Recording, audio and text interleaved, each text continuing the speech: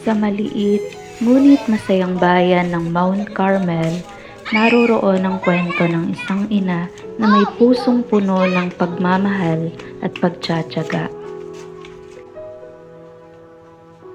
Ang kanyang pangalan ay Eliza, isang simpleng babae na nagtatrabaho ng husto upang mapakain at mapag-aral ang kanyang 3 anak.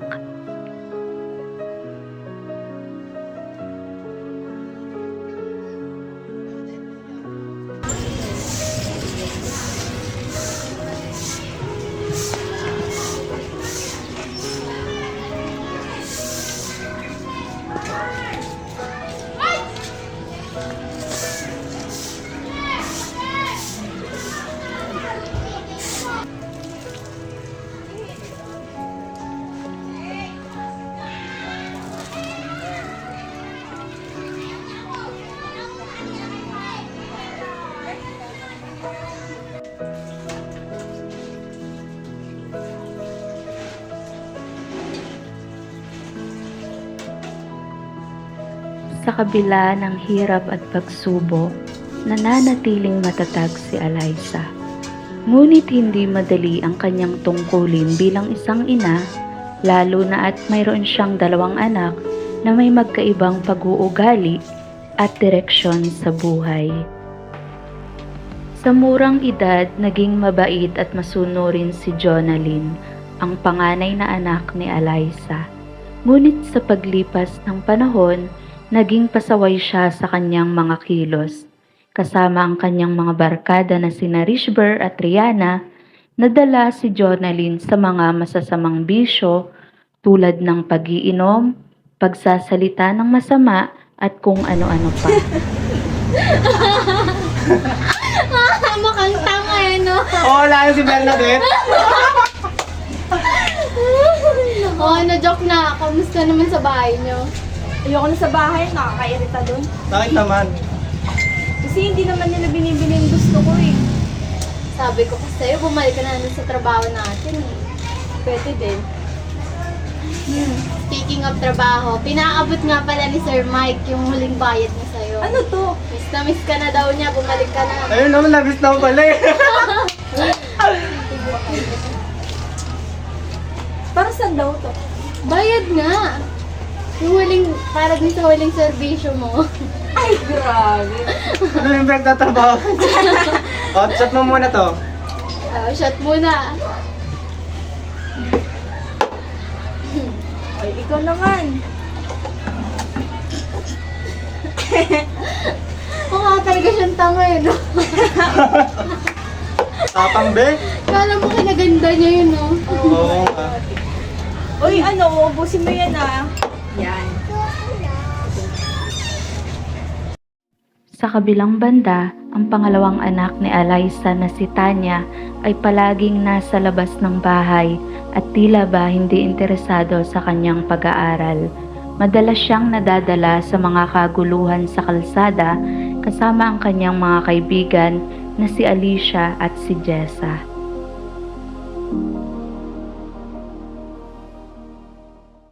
Uy, cutting kaya tayo bukas. Kayo ba? Ay, G ako. Tapos bili ka natin sa SM yung ano, yung sabi ko bilhin natin para sale.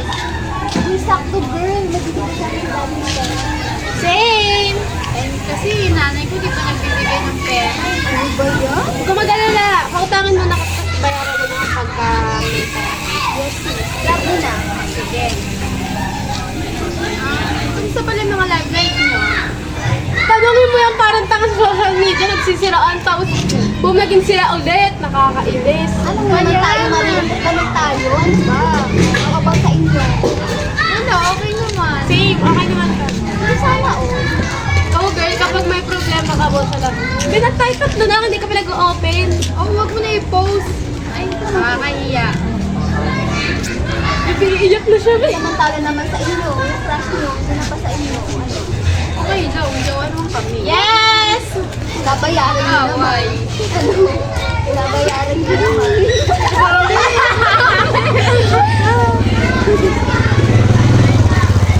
Kainom tayo na. Sagot ko. Pagkakasama ng ano, bukas. Gusto ko ngayon. yun. Ikaw, pwede ka ba? Baka pagkalitan ka naman ng bago. Eh, baka ito. Ay, hindi. Alam mo naman yung bago na ito. Papaalam niya kasama yung boyfriend niyo. Ano ka na yun ba? Hindi ako. Disco! Ay, disco! Go party, go! Let's go! Ngunit sa gitna ng kaguluhan at kahirapan, mayroon namang isang ilaw na patuloy na nagbibigay ng pag-asa kay Alyssa. Ito ay si Christine, ang bunso at pinakamabait sa tatlong magkakapatid. Sa kabila ng mga hamon, nananatili si Christine na tapat sa kanyang pananampalataya at naglilingkod sa Diyos.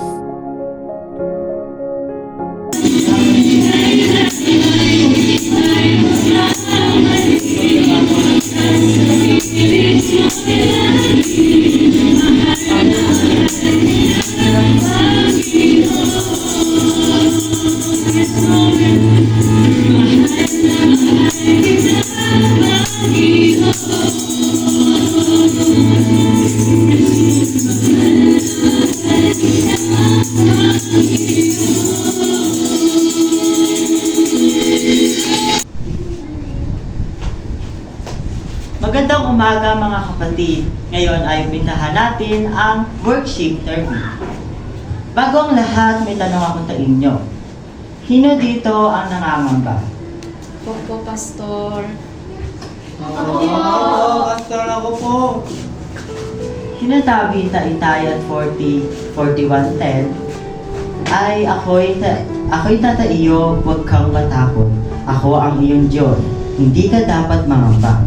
Palalakasin kita at tutulungan, iingatan at ililigtas.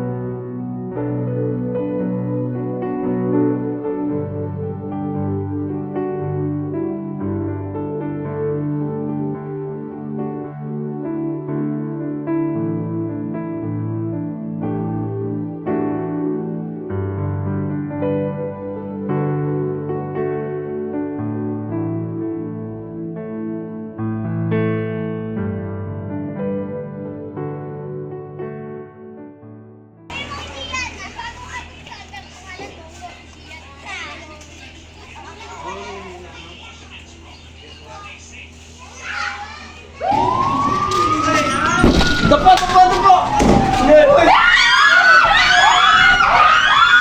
Oh, giran! Dapa!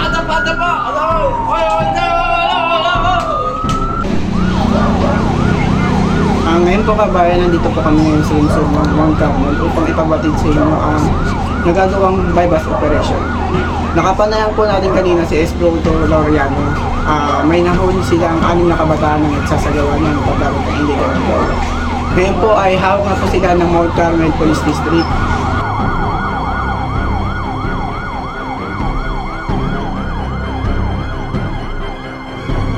Nadala si Tanya sa kulungan at nagkaroon ng pagkabahala si Alyssa sa nangyari sa kanyang anak at sa kinabukasan nito. Ngunit sa kabila ng lahat ng ito, hindi sumuko si Alyssa. Sa tulong ng kanyang matatag na pananampalataya at pagmamahal sa kanyang mga anak, nagawa niyang ipakita sa kanila ang tunay na kahalagahan ng pamilya at pagmamahal. Sa tulong ng pag-asa at pagtanggap sa mga pagkakamali, unti-unti ring nagbago si Jonalyn at Tanya. Sa pamamagitan ng pagmamahal at gabay ni Alyssa, natutunan nilang baguhin ang kanilang mga sarili at magbalik loob sa tamang landas.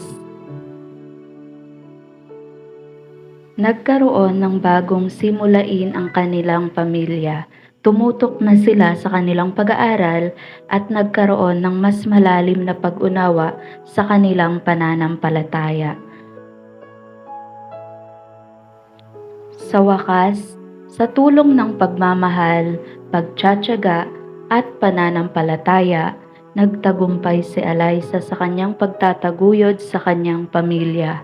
Ang kanyang kwento ay patunay na sa kabila ng anumang pagsubok, ang pag-ibig ng isang ina ay magtatagumpay hanggang dulo.